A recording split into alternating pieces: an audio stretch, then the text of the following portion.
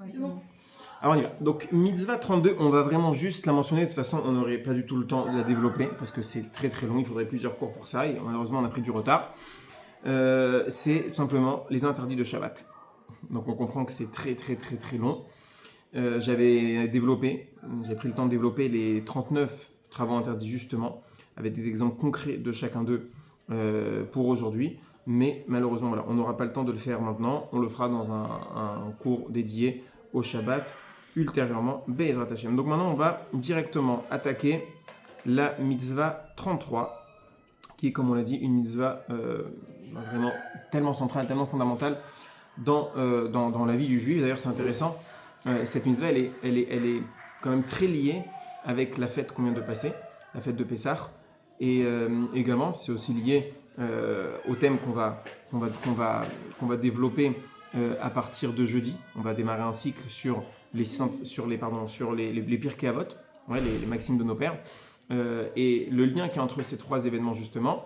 Bonsoir Raphaël, bienvenue. Bonsoir. Je m'interromps pour ta venue. Ça Hein Merci, c'est gentil. T'as vu Donc je disais que en quoi cette mitzvah elle est tellement liée avec justement la fête qu'on a traversée et aussi dans ce qu'on va parler après-demain, Bezrat Hashem, c'est que la fête qu'on a passée, on a vu que c'est spécifique. Il y a une spécificité dans cette fête qui est l'échange.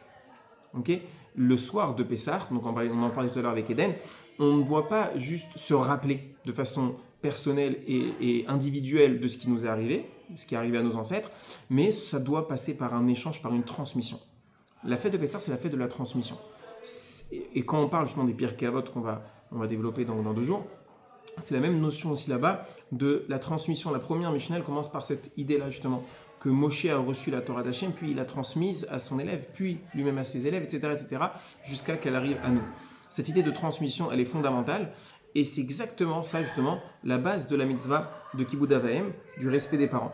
On doit un respect particulièrement important à nos parents, pour cette raison-là, qui sont justement le maillon qui nous relie à notre identité, à notre histoire. C'est intéressant, j'ai lu une histoire d'un rabbin qui prenait l'avion avec un monsieur laïque, juif mais laïque, et qui n'avait pas particulièrement d'affinité avec la Torah. Et ce rabbin, il était assis donc à une certaine place dans l'avion, et il y a son petit-fils, donc vraiment un jeune garçon, voilà, qui se dirige vers lui. Donc pendant le vol, il n'était pas assis à côté de lui, il était assis plus loin dans l'avion. Il se dirige vers lui et il lui demande s'il a besoin de quelque chose. Il dit voilà, papy, est-ce que tu as besoin de quelque chose? Est-ce que tu es bien installé? Est-ce qu'il te faut un verre d'eau? Est-ce qu'il te faut une couverture? Est-ce qu'il te faut quelque chose? Et le grand-père en question, voilà, il remercie pour le souci, etc. Et ensuite, le petit-fils repart. Et donc là, on a le... Merci, Rebecca. Et donc là, on a le... Donc je disais qu'on a ce petit garçon, là, ce petit-fils, qui va voir son papy, ce rave en question, ce rabbin, et donc il se soucie de son bien-être. Et ensuite, une fois que le petit-fils repart, on a le monsieur à côté, donc le monsieur un peu laïque, qui se tourne vers le rabbin et qui dit « Mais expliquez-moi, c'est quoi le secret? Comment ça marche? Comment c'est possible que votre petit-fils soit à ce point comme ça, aux petits soins? Moi, mes petits-enfants, ils sont là que pour me demander de l'argent. Quand ils ont besoin d'un service, ils sont là, mais sinon, ils s'occupent pas de moi. C'est-à-dire, ils n'ont pas d'intérêt, ils ne portent pas d'intérêt.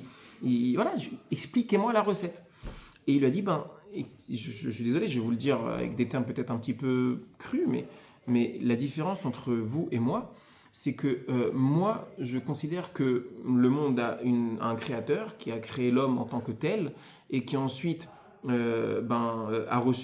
été présent à une révélation. Il porte ce message-là et il le transmet. Donc, dans ce schéma-là, je suis plus proche de la vérité, de l'origine, et de l'absolu, de l'idéal que lui, que mon petit-fils. Et ça, c'est ce qu'on transmet à nos enfants. Et donc, c'est pour ça qu'ils me respectent et qu'ils m'adulent, parce qu'ils voient en moi sa raison d'être. Il dit, mais malheureusement, dans le monde laïque, où on va être beaucoup plus soumis à la vision darwinienne, qui est que, voilà, il y a l'évolution, et l'évolution, elle a fait que progressivement, voilà, les organismes se soient développés et évolués jusqu'à mener à l'homme. Finalement, plus on s'éloigne, et plus on se perfectionne, et plus on s'affine. Parce qu'à l'origine, il y avait un singe qui s'est affiné progressivement jusqu'à donner un humain, mais plus on va s'en éloigner, plus l'humain sera développé. Donc, en fait, il a répondu, le rabbin, à cette personne-là, en fait, c'est cohérent. C'est cohérent. Pourquoi voudriez-vous qu'il vous témoigne du respect alors que vous-même, d'après vos théories, votre vision de la vie, vous n'êtes qu'une personne qui participe à une évolution progressive, mais qui est en train de s'améliorer au fur et à mesure du temps. Donc il est plus avancé que vous. Il ne vous doit pas réellement du respect, selon votre vision. Voilà comment il a répondu. C'est intéressant de voir cette finesse-là, justement, d'analyse. Et combien c'est juste, justement. Donc on a ce fil conducteur que je trouve intéressant, qui relie justement ces trois événements-là qu'on a mentionnés, où on voit la nécessité absolue du respect des parents, de la considération de ce que représentent nos parents par rapport à notre existence. Alors, donc on va voir un petit peu, on va voir plein de choses, plein de détails en quoi consiste le respect des parents. C'est extrêmement varié et complexe, et j'ai découvert plein de choses moi aussi encore, ou alors en tout cas j'ai redécouvert des choses que j'avais déjà étudiées précédemment, et c'est extrêmement compliqué. J'ai écouté également dans un cours que il y a un rav dans la Gemara qui dit, c'est un peu dur, la phrase elle est un peu dure, mais dans le Talmud, un rabbin qui dit comme ça, il dit « Heureux l'enfant qui n'a pas connu ses parents ». Dans le sens d'un enfant qui je sais pas, sa mère serait morte en couche, et son père peut-être un petit peu avant ou un petit peu après, mais qui n'est pas connu ses parents. Et alors donc évidemment on s'interroge sur le sens de cette phrase-là, et les commentateurs expliquent, enfin même dans le Talmud c'est expliqué, parce que la mitzvah du respect des parents, elle est tellement compliquée, tellement complexe, qu'il est préférable de ne pas y être confronté. C'est dire. Alors ça c'est le côté on va dire un petit peu difficile. Dans l'autre sens, il faut se dire, elle est tellement aussi importante que finalement on sait très bien que de façon générale dans les mitzvot ça fonctionne donnant-donnant. Plus c'est difficile et plus tu t'y prêtes, et plus le salaire sera important et conséquent. Alors voilà pourquoi également on ne doit pas chercher à ne pas connaître nos parents, mais dans l'idée, voilà comment c'est exprimé dans le Talmud pour nous faire rendre conscience de la complexité, de la difficulté de la tâche qui est la nôtre. On sait que le Talmud, encore une fois, raconte plein d'histoires de nos sages qui venaient, sur qui on racontait, on mettait en avant le respect de leurs parents, des histoires vraiment hyper rocambolesques. Pour vous donner un exemple, on avait un rabbin qui disait, c'est sa mère qui a raconté sur lui, comme quoi quand elle se promenait à l'extérieur, donc on est à l'époque, pas comme aujourd'hui avec des routes bien organisées comme les nôtres, mais c'était de la boue, c'était de la terre, etc. Quand il pleuvait, son fils, qui était un rave déjà à l'époque, un rave respectable, il venait pour éviter à sa mère de marcher dans la boue, il se mettait à quatre pattes, il mettait ses mains sous les pieds de sa mère pour que sa mère puisse marcher sur ses mains. Imaginez-vous le niveau du rave. Et quand on est venu louer justement le rave sur ce comportement-là, les élèves là-bas dans la maison d'études ont dit mais ça c'est très très très peu par rapport à ce qu'ils devraient faire pour respecter ses parents. C'est pas grand-chose ça. C'est juste pour un peu prendre conscience, prendre la mesure de ce que ça veut dire, de ce que représente le respect des parents. Juste je vous dis, on est très très très très loin. Quand je dis on, je m'inclus vraiment dedans. On est très très très très loin de ce que ça veut dire. Je vous donne un exemple simple, encore une fois, on va développer, mais on n'a pas le droit de demander le sel à nos parents à table. Je suis assis ici, le sel est là-bas, je ne peux pas dire maman, tu veux me passer le sel? S'il te plaît, j'ai pas le droit. Vous demandez à quelqu'un d'autre? Ouais. Ou je me lève. J'ai pas le droit. Non, je dis, on se rend pas compte. Qui dit j'ai pas le droit? On n'a pas le droit de demander. C'est quoi? Comment tu peux... La halakha le stipule de façon claire. Ah oui, dans la halakha, c'est écrit clairement. Il y a une liste dans la Torah Pas dans la Torah. La Torah, elle t'exprime ce qu'est l'obligation donc de respecter tes parents. D'ailleurs, c'est intéressant aussi, on le verra plus tard, parce qu'il y a deux méthodes complémentaires. On va un petit peu jumeler les deux, même bien qu'il y en ait deux différentes. Il y a la notion du respect et la notion de la crainte. Ok? Il y a ce qu'on appelle, donc c'est dans les 10 commandements. D'ailleurs, 10 commandements, c'est une traduction qui est erronée, on a déjà dit, c'est les 10 paroles. C'est assez peut-être 10 bérot.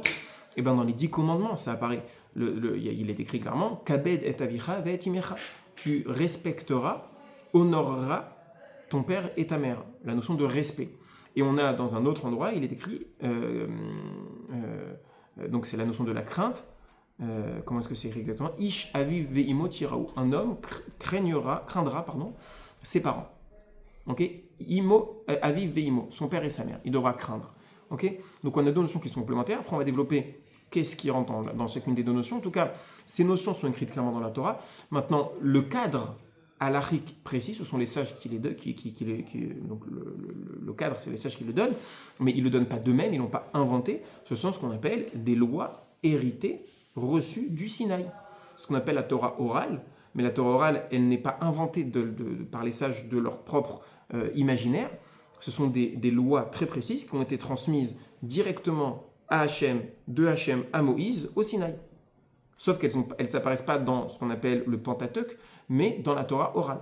La Mishnah. La Mishnah, ensuite la Talmud qui va développer, puis on va arriver jusqu'à la halakha écrite et compilée. Okay, en tout cas, donc, ce sont des points halachiques qui sont strictement mentionnés, comme quoi, voilà, un exemple vraiment mais du quotidien auquel on ne fait jamais attention. Je suis assis sur le fauteuil, il y a la boîte de mouchoirs plus loin, à un moment, tu peux me passer la boîte de mouchoirs s'il te plaît. Je suis très poli, mais je n'ai pas le droit. Je n'ai pas le droit. C'est juste, si on a du mal à l'accepter, moi le premier, vraiment j'ai du mal à l'accepter, ça ne me parle pas, c'est simplement qu'on n'a pas la mesure de ce que ça veut dire, de ce que représente le respect des parents. On n'a pas la mesure. Imaginez-vous, prenons quelqu'un de vraiment respectable. Je sais pas, on prend toujours l'exemple d'un roi ou d'un président de la République, mais ça peut nous parler, parce que quelque part c'est un petit peu ce qu'on a de plus élevé dans le niveau social. Mais imaginez-vous ça. Je sais pas, vous êtes à un rendez-vous, je sais pas quoi, vous êtes un convié à l'Élysée, je ne sais pour quelle occasion, un témoignage, je ne sais quoi, et vous, je sais pas, vous êtes à un truc, il y a un verre d'eau, on ne demande pas à Macron, s'il vous plaît, monsieur le président, excusez-moi, je suis désolé de vous déranger, mais on va mettre les mots pour être le plus respectueux possible. Mais on ne va pas le faire, on ne va pas le demander, c'est inimaginable. Et là on parle d'un président, il n'a pas tellement l'aura, on va dire, d'un monarque. Imaginez-vous avec un roi. Mais à qui ça viendrait à l'idée de demander ça? Alors, on est d'accord sur le fait que nos parents, on les côtoie tellement tout le temps qu'on a créé une relation qui est beaucoup plus proche. Et c'est bien. C'est bien. Ce qui est intéressant aussi, donc on allait développer un peu plus tard aussi, c'est que la complexité dans la relation qu'on doit avoir avec nos parents, elle est justement dans le fait qu'il faille être dans une forme de respect, mais pas de, Familiarité. alors pas familiarité, donc dans le négatif, ni dans l'extrême, dans l'autre extrême de, de distance, voilà. Si tu veux, c'est d'abord la même relation qu'on doit développer dans un couple. Okay, dans un couple, un homme envers sa femme et inversement, il faut qu'il y ait une vraie proximité, une vraie complicité, mais en parallèle un vrai respect. Parce que c'est là, et en fait, dans l'exemple, on va dire, extrême, parfait, c'est la relation qu'on a avec Hachem, avec le divin. On l'a déjà dit dans un des cours précédents, Dieu, on l'appelle par son prénom, par son nom, d'accord, un de ses noms. Dieu, on le tutoie. Baruch Ata. On le tutoie. Okay, on aurait pu s'attendre à ce que Dieu, on s'adresse à lui à la troisième personne. Ok, si Dieu veut bien, s'il veut bien, d'accord, on utilise ces noms. Alors, il y a un des noms qu'on n'a pas le droit de prononcer, le seul, qui est ineffable. D'accord, enfin, pas ineffable, c'est pas le seul qui est ineffable, mais le seul qu'on n'a pas le droit de prononcer en tant que tel, Yudke Vavke, mais on utilise quand même le nom, qu'on ne peut pas prononcer normalement, mais on utilise le nom. On ne dit pas toujours Baruch Ata Hashem, on utilise le nom. Elohim, on utilise, etc., etc. On utilise les noms d'Hachem. Ok, donc, on a cette notion-là, justement, vis-à-vis d'Hachem, et sur lequel il faut réussir à trouver l'équilibre entre une proximité et en même temps un respect profond et intégral. Et en fait, si vous voulez, c'est encore une fois un numéro d'équilibrisme entre deux notions qui s'appellent la ha'ava et la ira, l'amour et la crainte. Ben, en fait, envers nos parents, on a cette notion-là justement de respect et de crainte, mais en même temps, on nous demande d'être dans une forme de proximité, de complicité avec nos parents. D'ailleurs, dans la halakha, c'est stipulé, au même titre qu'on dit qu'on n'a pas le droit de demander le sel à nos parents, il est également fortement décommandé de vouvoyer ses parents. Ok, je connais dans ma famille proche des personnes qui vouvoient. Ok, À l'époque, c'était évidemment la norme, mais même aujourd'hui, des personnes qui vous voient les parents. Et ben, dans la halakha, il est ramené qu'il est fortement décommandé de vous voyer ses parents. On doit les tutoyer. D'un autre côté, on ne les appelle pas par leur prénom. On a le droit d'appeler nos parents par leur prénom. Ok? Même si d'autres le font, nos parents, on ne les appelle pas par leur prénom. Ah, non. D'accord? Non, prononcer leur prénom. J'ai bugué. Ouais.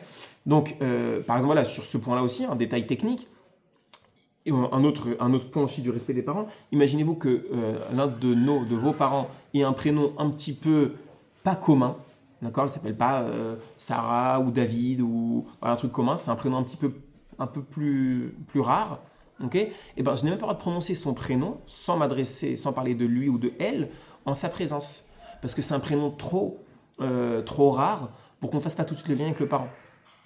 Ok? Donc maintenant, même si je veux m'adresser à un ami, j'ai un ami qui porte le même prénom par hasard que mon parent, mais c'est un prénom trop rare, trop spécifique.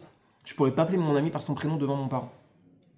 Parce que ça peut être perçu comme une marque d'irrespect. Donc, il y a cette notion d'équilibre où, d'un côté, on tutoie, d'un autre côté, on doit avoir justement une forme de révérence, de déférence envers nos parents. C'est très complexe, c'est difficile de réussir à ne pas tomber ni dans un extrême ni dans l'autre, mais c'est justement le travail qu'on doit essayer de développer, de faire, et on va essayer d'amener des exemples très concrets, de voir comment faire sur les différents points. Ouais. Est-ce que c'est inné ce respect qu'on leur doit, ou bien il y a des critères rédhibitoires qui font qu'ils peuvent perdre ce respect qu'on leur doit? On va développer. Ok. Ouais, on va développer. Le converti, il a encore le respect des parents. On va développer. On y arrive. On avance progressivement. Oui, Raphaël. On a un peu parlé de Pessah au début, et Ouais. c'est un peu lié. Au Seder de Pessah, il y a cette mitzvah d'échange. Ouais.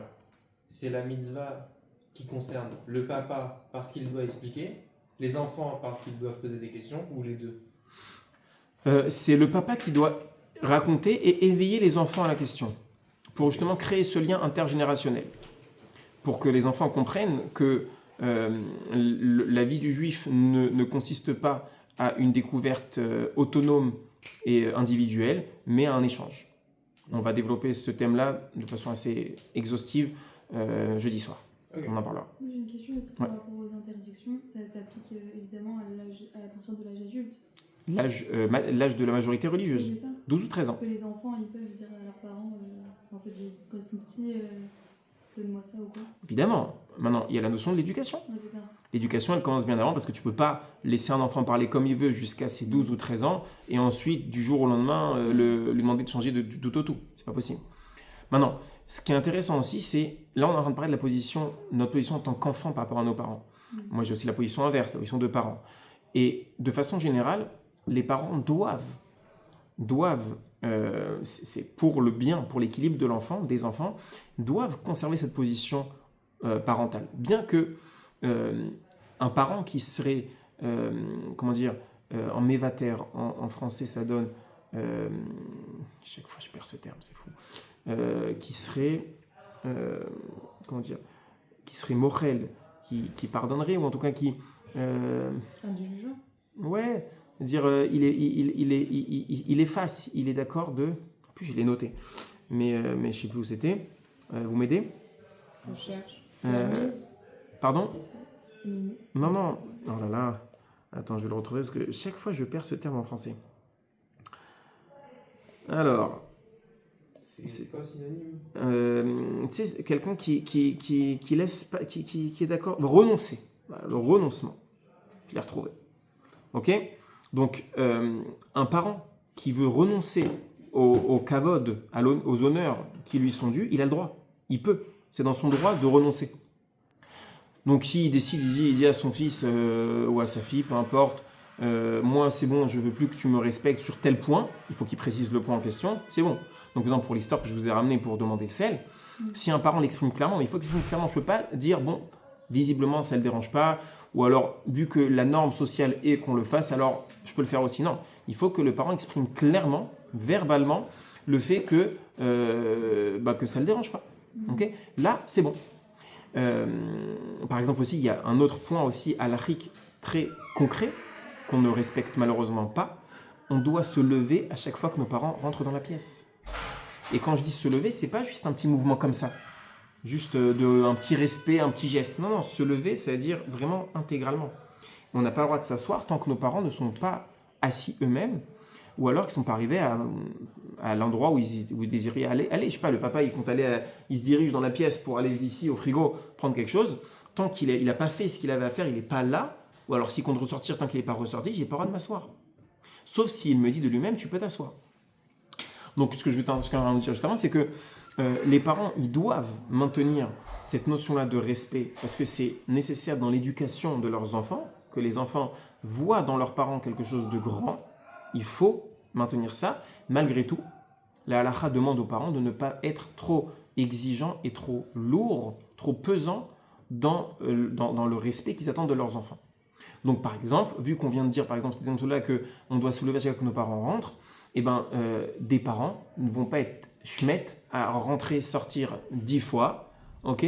Ou alors ils vont dire directement à leurs enfants, regarde, que tu te lèves une fois quand je rentre, ok, mais tu n'as pas besoin de le faire à chaque fois.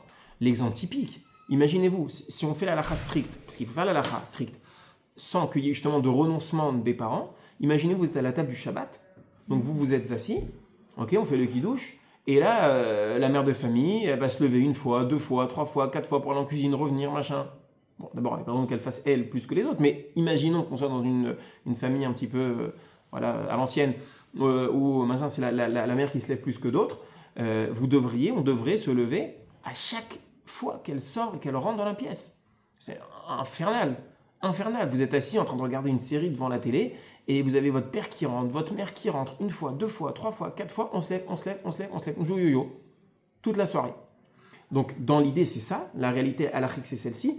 Maintenant pour justement éviter cela, pour éviter que les parents justement ne mettent une pression trop importante sur leurs enfants, alors on nous demande, donc finalement moi aussi qui suis dans cette position-là aujourd'hui, de ne pas être trop oppressant, donc trop justement à leur occasionner trop de fois de se lever, et également à exprimer clairement le fait que l'on soit, justement on a dit, le terme c'était mévater, c'était, allez, on l'a dit quand même, on l'a dit, on l'a répété. On remet la vidéo. Ah ouais, c'est ça, ouais.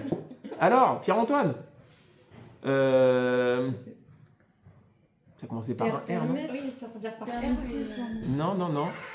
Alors là, vous me décevez, là, faut que je recherche.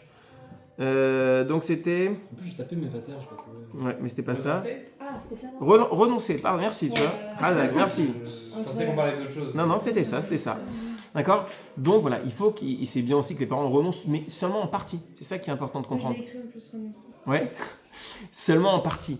D'accord? Donc dire non, maintenant c'est fini, mon enfant, mon fils, ma fille, tu peux me demander tout ce que tu veux à la maison, tu peux ne jamais te lever, tu peux m'appeler par mon prénom. Pas du tout. Hors de question. C'est pas du tout ce que la halakha demande, ce que même la réflexion, la logique de cette mitzvah demande. On va demander d'être un petit peu plus tempéré pour justement ne pas risquer de faire fauter nos enfants, comme on l'a dit. Voilà, le Talmud disait que c'est préférable peut-être de ne pas avoir de parents pour ne pas risquer de tomber. Alors on va pas aller jusqu'à cet extrême-là, mais au moins de ne pas trop peser pour ne pas risquer trop de transgression. Ok? Alors, c'est intéressant, on constate l'importance de cette mitzvah, même si on a déjà dit qu'on ne doit pas hiérarchiser les mitzvot. Il n'empêche que cette mitzvah apparaît quand même dans les 10 commandements, comme on l'a dit. Ok?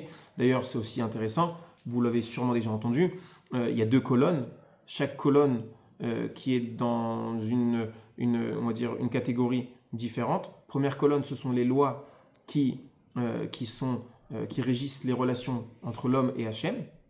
Ok? Donc, je suis l'Éternel ton Dieu, tu n'auras pas d'autre Dieu, tu ne pourras pas prononcer le nom divin en vain, tu devras respecter le Shabbat. Ce sont des lois qui sont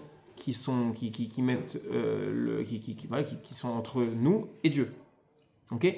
Deuxième colonne, ce sont les lois qui régissent la société. Donc, tu ne voleras pas, tu ne tueras pas, tu ne commettras pas d'adultère, tu ne convoiteras pas, tu ne porteras pas de faux témoignages. Tout ça, ce sont des lois sociétales. Ok? Et bizarrement, la loi du respect des parents, elle apparaît dans la première colonne. La colonne des lois qui concernent la relation entre l'homme et Dieu. Comment ça se fait? Pourtant, ça semble être purement du relationnel social. entre un homme ou une femme et ses parents. Et bien en fait non.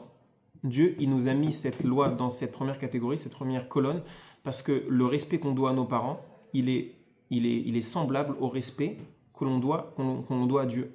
Il les a mis au même niveau. Dans différents versets de la Torah, on voit un parallèle clair et net entre les deux notions. Pourquoi ? Tout simplement parce que, comme le Talmud nous le dit lui aussi, il y a 3 associés dans la conception d'un homme, d'un enfant. Quand je dis un homme, c'est avec un grand H. Ce sont donc les parents, évidemment, papa, maman et Dieu.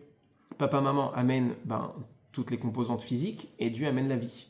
Donc, étant donné qu'ils sont 3 associés, on doit un respect égal aux 3 associés.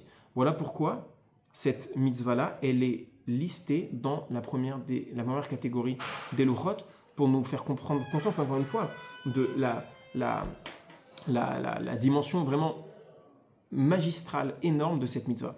C'est intéressant également, j'ai lu une petite image, c'est peut-être un midrash, qui raconte que au moment du don de la Torah, il est écrit que la terre a tremblé, que le monde entier a eu conscience d'une révélation, de quelque chose qui se passait. Tout le monde était conscient, tout le monde en était témoin, le monde entier. Et donc les gens qui n'étaient pas présents au Mont Sinaï, donc les non-juifs, se sont interrogés de qu'est-ce qui s'est passé, qu'est-ce qui s'est dit dans cette révélation-là. Et donc ils sont partis voir, en l'occurrence, le plus grand des prophètes de l'époque, qui était Bilham. Bilham, ils sont partis le voir et donc ils lui ont demandé qu'est-ce qui s'est passé, toi qui es prophète, toi qui vois, alors dis-nous qu'est-ce qui s'est dit. Donc il commence à leur dire, Dieu a dit, l'Éternel a dit, je suis Dieu, l'Éternel que vous avez sorti d'Égypte. Bon, ils ont dit ok, il est en train de défendre sa paroisse, il est en train de se mettre en avant. Tu n'auras pas d'autre Dieu, ok, pareil, il défend encore une fois son honneur, sa position. C'est un petit peu, entre guillemets, égocentrique. 3e, tu ne mentionneras pas le nom divin en vain. Bon, ok, pareil, il défend son honneur. 4e, le respect du Shabbat, pareil, c'est un témoignage de la création du monde par Dieu. Encore une fois, ça le concerne, c'est égocentrique. Ça concerne pas tellement l'humanité entière. Mais ensuite, ils ont entendu le 5e commandement. 5e commandement qui est celui justement du respect des parents. Et là, ils ont été bouche bée. Ils se sont dit, là, on entend un message qui dépasse largement, on va dire, encore une fois, l'ego, si on peut se permettre de dire une chose pareille, de ce Dieu-là. Mais non, il y a un souci ici qui dépasse ça, qui est beaucoup plus humain et beaucoup plus terre à terre que les 4 premiers. Et c'est ce commandement-là qui a ouvert, on va dire, l'esprit de l'humanité entière, de se dire, en fait, il y a ici un message qui n'est pas un message complètement déconnecté de la réalité, déconnecté du monde, déconnecté de l'homme, mais c'est un message qui s'adresse réellement à l'homme, qui se met au niveau de l'homme, et qui est là pour l'homme, pour le bien de la société. Ce 5e commandement-là duquel on est en train de parler. Ok ?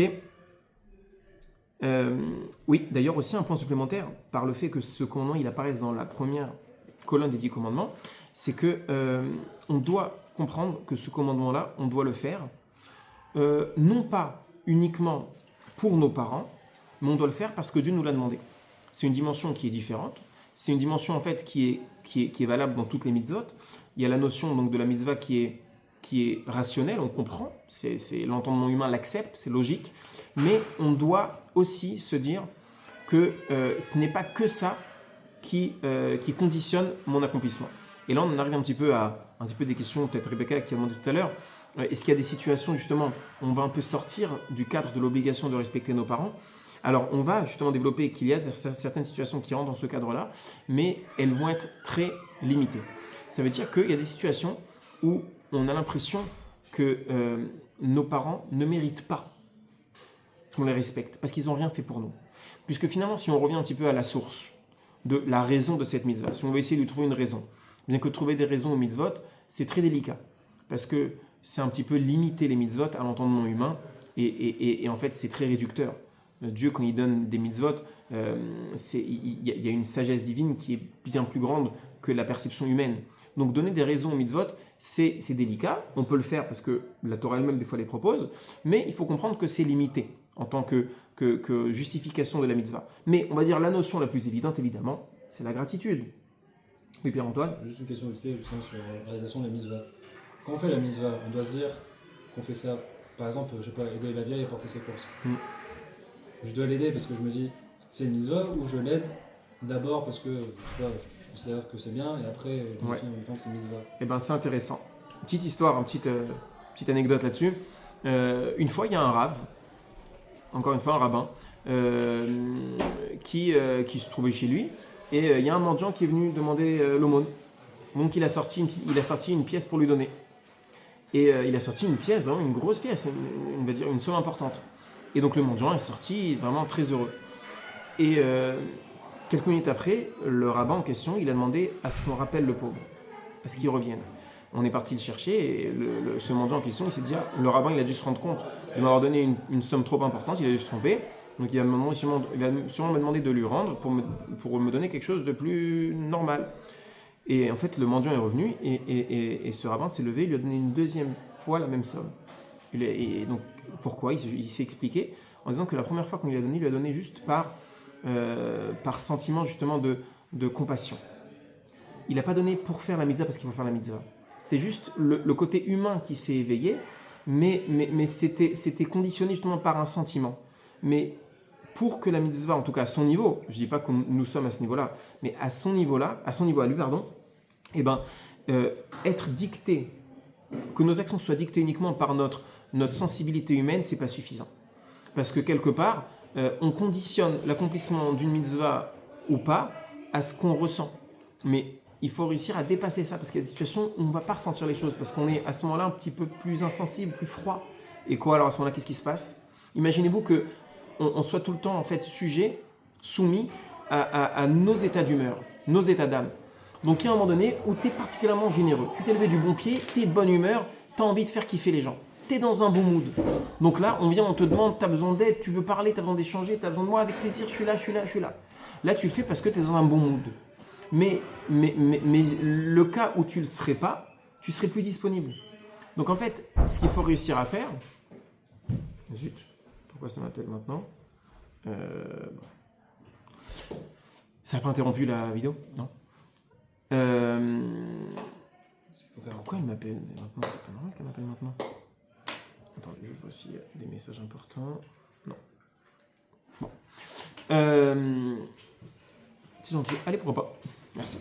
Et donc, en fait, vous comprenez l'idée. On n'est pas en train de dire ici qu'il faut se détacher de l'humain, du ressenti. Merci beaucoup. Mais ce qu'il faut comprendre, c'est que si on conditionne nos mitzvot, l'accomplissement de ce qu'on fait, uniquement au ressenti, et ben en fait, c'est très petit. C'est très petit et ça fait que dans certaines situations, on ne fera pas les choses parce qu'on ne les vit pas. On nous demande d'être capable de faire même quand on ne vit pas la chose. Ok ? Non, je vois pas la fin. Je comprends pas la fin. C'est comme quand t'as pas envie de...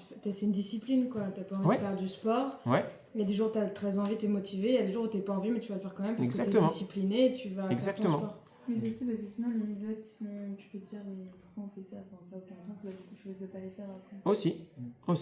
Ah, ça, je peux comprendre, mais c'est juste sur qu'est-ce qu'on met avant. Enfin, parce que d'abord, je le fais en me disant, je fais la mitzvah et après, c'est bien. Ou je peux faire jouer les deux, ou... Alors, tu dois faire la mitzvah parce qu'Hachem t'a demandé de le faire. Et après, et tu peux rajouter en tâche de fond l'idée que finalement, c'est beau, c'est équilibré. Ce système-là est équilibré. Ce système-là est le seul d'ailleurs parfaitement équilibré.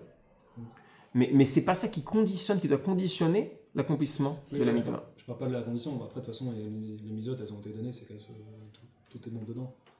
Mais ouais, c'était dans le sens, qu'est-ce que je me dis vraiment en premier ? Ouais. Alors voilà, je pense avoir répondu que vraiment ce qu'il faut se dire, c'est que je le fais pour la ouais. C'est intéressant aussi, on a déjà développé le fait qu'il soit écrit dans Maïmonide, d'accord ? Comme quoi, une personne qui fait une seule fois dans sa vie, une seule mitzvah, totalement dénuée d'intérêt personnel, est assurée d'avoir une part au monde futur. Une fois dans notre vie. Donc sur 100 ans d'âge, une seule fois. Et s'il dit ça de cette façon-là, c'est dire la complexité de la chose.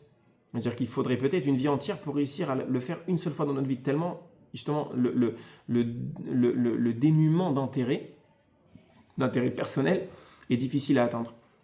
Et pour vous dire la complexité, c'est que même quelqu'un qui aurait un sentiment de se dire je suis satisfait d'avoir fait la chose, c'est bien, j'ai bien fait, je suis satisfait de moi, même ça enlève de la dimension purement pour Dieu. C'est délicat, c'est difficile. Mais dire, quelque part, c'est un peu prendre la mesure de la distance qui sépare la condition humaine de la réalité divine. Ça aussi, j'ai essayé de développer un peu ce thème-là ces derniers jours, ces dernières semaines, la notion de l'humilité. On en fera sûrement un cours dédié, mais c'est hyper important de développer ce thème-là, parce que sinon, on essaye trop d'adapter tout à notre compréhension. Et on n'est pas capable de dépasser un petit peu, de se dire, il y a quelque chose qui est plus grand que moi. Quand je dis plus grand, c'est infiniment plus grand que moi, et avoir l'humilité de l'accepter en tant que tel. Et en fait, quand quelqu'un maintient des conditions ou alors des intérêts dans une mitzvah, c'est quelque part une forme de souhait ou de nécessité de tout le temps s'immiscer, de ne pas réussir à se déconnecter complètement et à comprendre que le divin il est complètement dans une autre dimension. Bref, c'est un autre thème qu'on développera en temps voulu, Bezrat Hashem. En tout cas, pour compléter encore cette idée-là justement du fait qu'il faille accepter que ces obligations-là soient purement divines, dans le sens où je ne dois pas faire dépendre ça de ma compréhension. Comme je vous l'ai dit, il va y avoir des situations où cette notion de gratitude qui semble être la raison de base de cette mitzvah-là, des fois cette notion de gratitude, elle n'est pas présente. Pour vous donner un exemple typique, okay, un exemple et le contre-exemple. Imaginez-vous que vous ayez un enfant qui, depuis depuis vraiment le plus bas âge, ait été mis en famille d'accueil, en adoption. Okay, ses parents n'ont pas voulu le garder, parce que je ne suis pas un enfant trop précoce ou je ne sais quoi, ils l'ont donné en adoption. Donc l'enfant a grandi depuis vraiment les premiers mois de sa vie dans une maison avec des parents adoptifs, et il n'a pas du tout connu ses parents. Maintenant, à 18 ans, on lui dévoile, on lui dit, voilà, tu sais, ça fait 18 ans que tu vis avec nous, mais ce n'est pas nous, tes parents, ce sont monsieur et madame. Okay, ils n'ont jamais rien fait pour lui, au contraire, ils l'ont rejeté. Imaginez-vous qu'il vive encore pendant 5 ou 7 ans où il essaye de rentrer en contact avec ses parents, ils ne veulent pas. Donc maintenant, il vit le rejet de façon consciente. Pendant 18 ans, il ne le vivait pas, il ne savait pas. Maintenant, il le vit de façon consciente. Il se trouve, il a 25 ans. Et ses parents acceptent, je ne sais pour quelle raison, de rentrer en contact avec lui. Eh bien, il a une obligation de la Torah au même niveau que vous et moi, qui avons vécu avec des parents qui nous ont éduqués, de respecter ses parents, même niveau. C'est dur à entendre, mais même niveau. Contre-exemple, ses parents adoptifs, il a une obligation de gratitude, c'est évident. Il n'y a pas de doute là-dessus. Mais ça se limitera à ces obligations de gratitude qui concernent tout le monde. Mais les spécificités très précises du respect des parents, ça, il n'y a pas. Alors que ses parents l'ont fait grandir, l'ont éduqué, lui ont tout donné pendant 25 ans. L'amour d'une mère, le soutien d'un père pendant 25 ans. Mais il ne leur doit pas ça. L'idée qu'on a ramenée, par exemple, de demander le sel, tu avais demandé le droit de demander le sel à mon oncle. Ok ? Mon oncle, j'ai le droit. Un ami de mes parents, qui est à l'âge de mes parents, plus âgé que mes parents, j'aurais dû lui demander le sel. Avec respect, évidemment, mais j'ai le droit. Même si je lui dois plein de gratitude, j'ai le droit. C'est pas gênant. J'ai pas besoin de me lever devant ces gens-là. Et bien pareil, ces lois précises qu'on doit développer, mais qu'on n'aura évidemment pas le temps de tout développer, qui sont spécifiques aux parents, et ben cet enfant-là, il devra les témoigner à ses parents biologiques qui ne lui ont finalement rien donné d'autre, entre guillemets, que la vie, d'accord ? Mais ils n'ont rien fait, ils l'ont rejeté, et ben il leur doit le respect au même niveau que quelqu'un qui a grandi avec des parents de façon équilibrée, saine depuis son plus jeune âge. Même niveau. Ok ?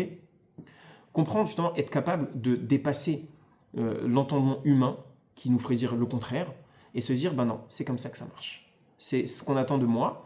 Et peut-être un petit peu, si on essaie encore d'aller creuser un peu dans la raison du pourquoi, ben finalement, on connaît la notion de rien ne vaut la vie. Quelque part, ils m'ont donné la vie. En soi, je leur dois tout. Je leur dois tout, même si finalement, il n'y a rien d'autre derrière, ils m'ont rejeté. eh ben, je leur dois tout. Et on n'aura peut-être pas le temps, mais dans l'idée, je voulais développer même la notion de parents toxiques. Alors, parents toxiques, ça va être, on va dire, un extrême, mais on va avoir évidemment des échelons jusqu'à arriver aux parents toxiques dans l'absolu, mais on va avoir des parents qui finalement font du mal, ou en tout cas n'ont pas du tout rempli leur rôle de parents éducateurs tel qu'ils auraient dû l'être. Et bien alors, comment est-ce qu'on fait par rapport à ces parents-là? Alors bon, puisqu'on l'a dit, on va pas ne pas aller au bout. C'est assez nuancé, justement. Donc, évidemment qu'on ne pourra pas se permettre d'émettre un jugement de façon personnelle, individuelle sur le sujet. Il faudra évidemment en discuter avec une autorité qui pourra nous aider à être objectif en la matière. Mais si ce sont des parents réellement nocifs, on a par exemple un papa qui est alcoolique, malheureusement. Okay, ou alors des parents qui ont des vraies déficiences psychiatriques et qui peuvent vraiment causer du tort aux enfants. Alors, dans certaines situations, encore une fois qui sont des situations plutôt extrêmes, on va permettre aux enfants de ne plus les respecter. Mais de quelle manière? De quelle manière? Tout simplement en s'éloignant. Ça veut dire en n'étant plus dans une situation où on doit les respecter et ne pas risquer de faire l'inverse. Donc on va se retirer du schéma. Donc des parents toxiques, on ne peut pas se permettre de continuer à vivre avec eux en les insultant, en leur parlant mal, ou alors en les déconsidérant. Ce qu'on va devoir faire, c'est prendre du recul, prendre de la distance, mais de la distance de façon concrète, déménager, partir ailleurs, pour ne plus être confronté à cette obligation-là qu'on a de les respecter. Mais si on restait proche d'eux, dans l'idée, on devrait continuer à les respecter. Même si ils sont toxiques, même s'ils nous font du mal. La seule solution, c'est de s'éloigner. Alors bon, à l'époque, c'était quand même assez simple de s'éloigner, géographiquement. Aujourd'hui, malheureusement, c'est beaucoup plus complexe. Parce qu'aujourd'hui, tu peux partir à l'autre bout du monde, tu restes joignable. Donc c'est beaucoup plus délicat. Comment est-ce qu'il faudrait faire de façon très concrète avec des parents toxiques qui sont là en train de harceler des enfants de façon vraiment abusive, etc. Il faudrait essayer de réfléchir et au cas par cas d'analyser. Mais en tout cas, ce qu'il faut comprendre, c'est que même dans cette situation-là, la seule solution que la halakha propose, c'est de prendre ses distances physiquement. Parce que si on reste dans leur entourage, on doit continuer à les respecter, malgré leur position. Ouais. Pour porter plainte. Alors c'est intéressant, oui, on va voir tout de suite. Je crois pas contre sa sœur ou son frère. Pourquoi pas? Je sais pas, je crois que c'était en fratrie, t'as pas le droit. Non. Alors, J'avais juste porter plainte. entendu une histoire où t'avais pas le droit. Alors, peut-être que tu confonds avec une autre notion, je sais pas, tu me diras. En fait, nous, on a ce qu'on appelle des tribunaux rabbiniques et on a le système judiciaire laïque. Ok? Et bien en fait, nous, en tant que juifs, on n'a pas le droit de se tourner vers un tribunal laïque tant qu'on n'a pas fait une première fois les démarches dans un tribunal rabbinique. Ok? Maintenant, si tu as fait les démarches dans un tribunal rabbinique, et le tribunal rabbinique, par exemple, va convoquer la partie adverse. La partie adverse ne veut pas se rendre au tribunal. Elle refuse l'autorité du tribunal. Là, elle va te donner l'autorisation de te rendre dans un tribunal laïque pour porter plainte contre la personne. Maintenant, si le tout peut se faire dans le cadre du tribunal rabbinique, alors c'est ce qu'on devra faire, on n'aura pas le droit d'aller dans un tribunal laïque.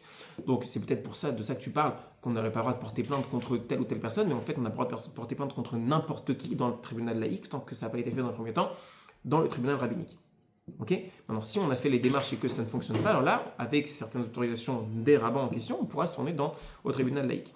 Maintenant, justement, donc pour te répondre, le respect des parents, justement, pour encore une fois donner un exemple de jusqu'où il va, imaginez-vous que vous vous promeniez en bord de Seine avec vos parents, ok?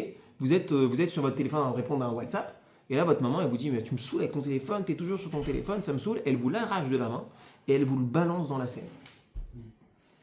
Ou alors même, pire, bonsoir. Bienvenue pour les 5 dernières minutes. Désolée. Il n'y a pas de souci, tu rattraperas. Donc imaginez-vous, donc là encore j'ai donné un exemple où limite c'est un peu justifié, parce qu'on est accro, elle en a marre. Imaginez-vous que ce soit pas le cas. C'est une maman qui est un petit peu trop sanguine, ou je ne sais quoi, ou je sais pas. Et elle vous prend votre truc, elle vous prend votre portefeuille avec des liasses de billets, vous le balance dans la Seine. Et avec 3000 balles. Eh ben, respect total. Ça veut dire pas un mot, pas un cri, pas un geste, rien. Que dalle.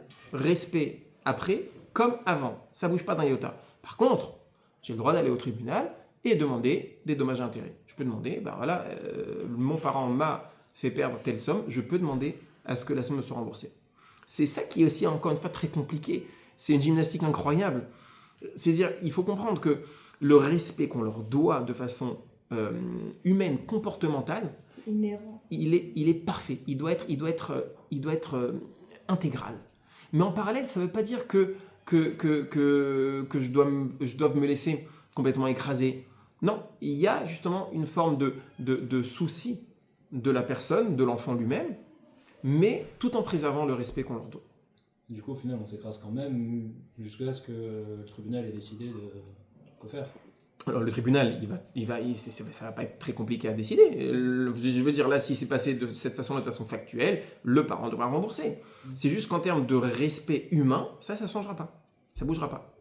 Mais il n'y a pas de raison que ça bouge. De toute façon, même si quelqu'un t'emboutit en voiture par inadvertance ou même volontairement, il n'y a rien qui justifie de venir lui parler humainement mal. Mais c'est pourquoi c'est pas considéré comme irrespectueux d'aller voir au tribunal? Parce que ça remet en question l'autorité du parent. Pas l'autorité. Lui, il estime qu'il a bien fait de balancer la liasse. Ouais. Et du coup, en allant voir le tribunal, on remet en question l'autorité, donc le fait qu'il estime qu'il est bien fait. Tu vois ce que je veux dire? Je comprends. Il a tort quand on lui dit tu as tort de t'être comporté comme ça, c'est irrespectueux. D'abord, on ne le dira pas de cette façon-là.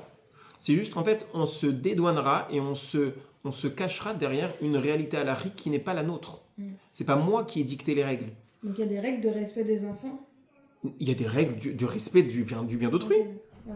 Ton portable, c'est ton portable. Après, si c'est le sien, si c'est tes parents qui t'offrent un téléphone, qui te disent tiens, t'as 17 ans, même 18 ou 19 ans, ça ne change pas.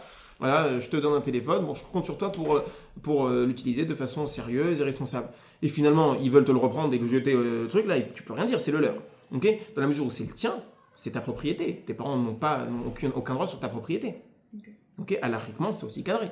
Donc c'est ça qu'il va falloir rester, on va dire, équilibré entre le fait que je ne vais pas pouvoir au tribunal avoir un argumentaire, une plaidoirie qui va être trop agressive.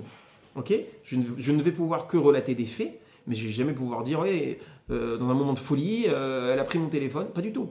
Manque de respect évident. Ok? Moi j'ai une question par rapport à ça.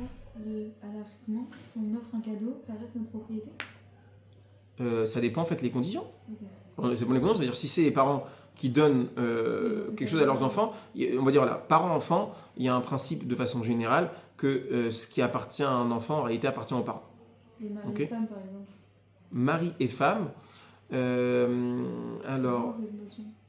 Mari et femme, il y a des nuances. Il y a des nuances desquelles je ne me rappelle plus maintenant clairement. Il y a des choses qui reviennent tacitement au mari et des choses qui sont propriété intégrale de la femme. Mais je ne me rappelle plus précisément c'est quoi la notion. En tout cas, je n'ai pas maintenant le cerveau disponible pour y réfléchir. Oui. Est-ce que je peux prendre un exemple très dur, mais ça va me travailler si je peux la réponse exacte? Vas-y. Bon, elle était non juive, mais ma meilleure amie en primaire s'était faite agresser par son père. Ouais. Et donc, transposons ça dans un cadre juif. Ouais. Elle a le droit de couper tout contact. Bien sûr. Voilà, plus lui adresser. Mais du coup, techniquement, s'ils sont encore dans la même pièce, elle doit le respect du parent ou alors, là, ça casse quelque chose? Alors non, elle devra encore. Mais effectivement, elle devra fuir et éviter tout contact avec la personne. Et malgré tout, après cela, elle lui devra encore le respect dans le sens de, elle ne pourra pas parler mal de la personne, elle ne pourra pas l'insulter. Aussi, une autre notion aussi qui est hyper concrète, c'est imaginons quelqu'un qui parle mal sur un de nos parents. Il parle mal. On doit, même si on est quelqu'un de façon générale plutôt réservé, et même si on nous insulte nous, on ne va pas réagir au quart de tour, mais si c'est l'honneur de nos parents qui est remis en question, on doit le défendre. Et si nos parents ils nous disent ça sert à rien? Oui, ça c'est bon. Si pour le respect des parents, les parents sont des gens discrets, effacés, qui ne cherchent pas la confrontation, qui nous disent regarde, non, franchement, les chiens voient la caravane passe, ne dis rien. Alors, par respect, pour eux, on ne le dira pas. Mais si c'est eux qui nous le demandent.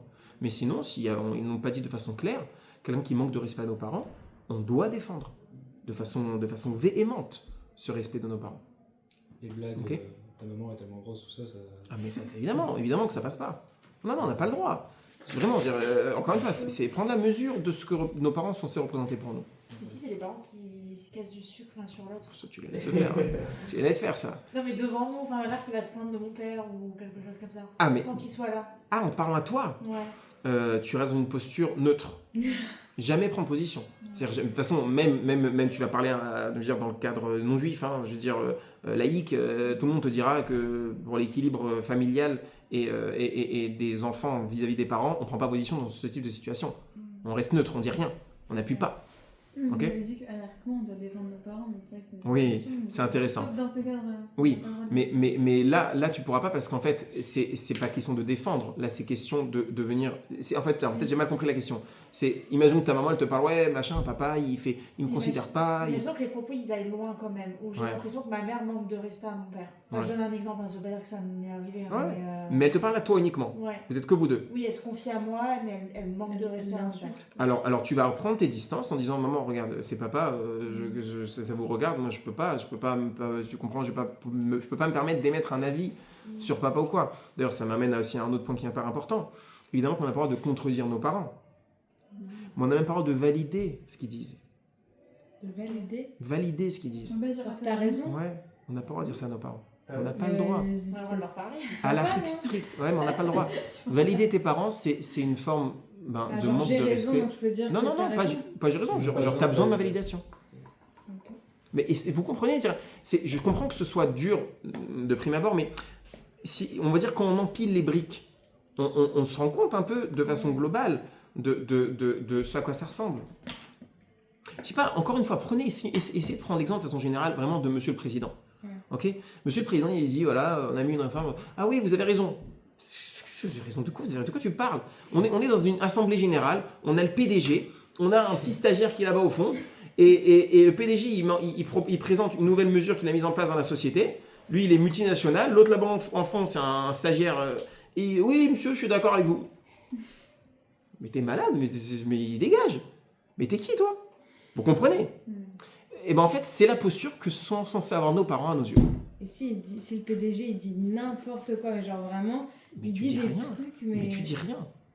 Mais s'il dit n'importe quoi, il mérite notre respect. Alors, il mérite notre respect parce que notre respect intellectuel. n'est pas dépendant de cela.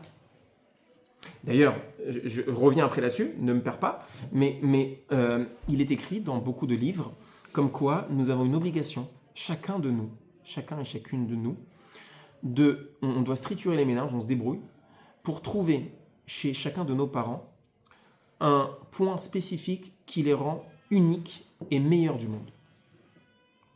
C'est hyper compliqué. On a tous des parents, chacun à son niveau, des parents des fois vraiment géniaux, des fois des parents plutôt classiques, ben, peu importe. On doit se débrouiller pour trouver chez chacun de nos deux parents quelque chose, un point, pas il est bon au golf, on s'en fiche, pas elle fait des super glaces à la vanille, rien à faire. On parle un point comportemental, d'accord? Et ben trouver quelque chose qui les rend uniques, meilleurs du monde, médaille d'or. Il faut se prendre la tête, chercher, creuser, dire ouais, moi mon père, mais j'ai jamais vu quelqu'un d'aussi ça que lui. Ma mère, elle est incroyable. On n'a pas besoin d'en faire la pub auto pour nous-mêmes. Il faut se débrouiller pour trouver ça. Et c'est ça qui va nous permettre de pouvoir les ériger en tant que PDG.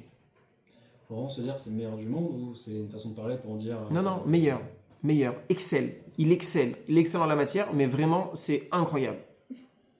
C'est écrit clairement, vraiment, j'abuse pas, hein, c'est écrit clairement de cette façon. Non, je peux dire, il est excellent dedans, il fait partie des meilleurs. Ouais. Il faut que je dise, c'est le meilleur. Ouais, tel que j'ai vu, c'est écrit, c'est le meilleur. Ok. C'est hyper compliqué. Et c'est- Après, tu connais pas tout le monde, Ça doit mais être quelque chose de positif. évidemment. Tu ne veux pas dire Ouais, c'est le meilleur. Ouais, c'est le. On s'est compris. Donc, comment il peut avoir notre respect intellectuel, le stagiaire, comment il peut avoir du respect intellectuel envers le Ouais. PDG et ne pas lui dire du coup tu as raison ou machin, si ils sortent que des âneries le PDG. Bah parce qu'en fait, on comprend que le respect qu'on leur doit ne dépend de rien. Toi, tu es encore dans ce schéma de mon parent mérite mon respect parce que. Et donc, s'il n'y a pas de justification à ce parce que, alors il n'y a plus. Mais il n'y a pas de parce que. Comme on l'a dit, ces parents qui ont jeté leur enfant. Le parce que, il n'y a rien derrière. Il y a parce que quoi? Alors la vie, ok, ben la vie. Arrête-toi là-dessus. Mais même sans ça, il n'y a pas de parce que. Dieu, il a dit point. C'est pour ça, encore une fois, on a dit que cette notion-là, elle apparaît dans la première colonne, parce que c'est une obligation qui dépasse le relationnel humain basique. C'est une obligation divine et je dois la prendre comme telle. Et ça dépasse tout ce que je peux essayer de lui donner comme compréhension. J'ai encore plein de choses à dire. Ouais, parce que concrètement, du coup, le respect. Alors, on a parlé quand même de pas mal de points. Je suis quand même content d'avoir dit certaines choses, mais j'avais encore beaucoup de choses à dire. Si vous voulez, on s'arrête là pour le cours de façon, on va dire, officielle, et après, on peut continuer à en parler entre nous avec plaisir. Mais voilà, je vous libère, clairement. C'est bon, c'est stoppé? Non. Ah bah ça tombe bien parce que j'ai pas fait le tour. Bah oui, j'allais dire. Tiens, il fait bien les choses. Hein. Voilà, donc on a un invité de marque qui nous rejoint pour finir, pour clôturer. Voilà.